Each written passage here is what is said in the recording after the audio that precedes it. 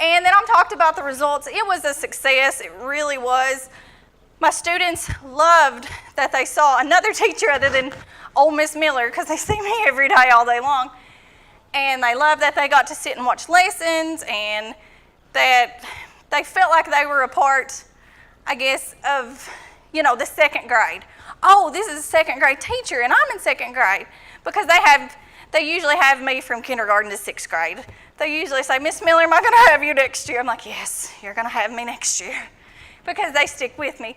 But they get to see a fresh face doing a lesson. So it was very successful. And I did do a plus delta. And there were some, deltas aren't supposed to be negatives, but there were some things that needed worked on.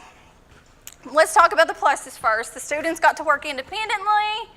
They got to access the general curriculum, which on every level, which made it a lot easier for me. And they were just so excited to do it. They loved having that iPad and just being able to see those teachers.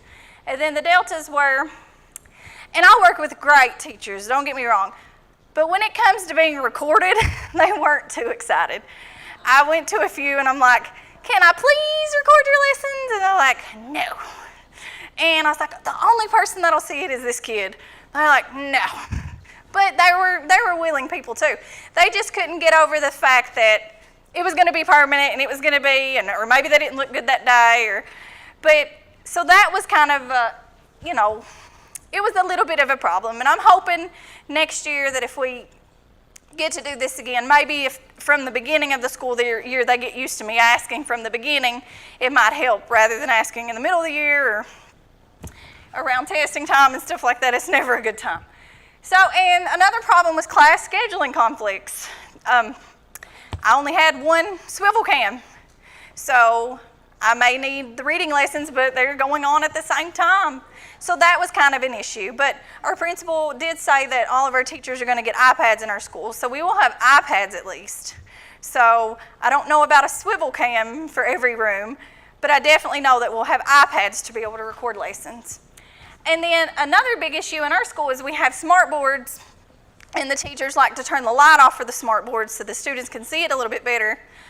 But when I was recording, it kind of created a little bit of a problem where the camera didn't really want to pick up the teacher, and then the demographics of the room.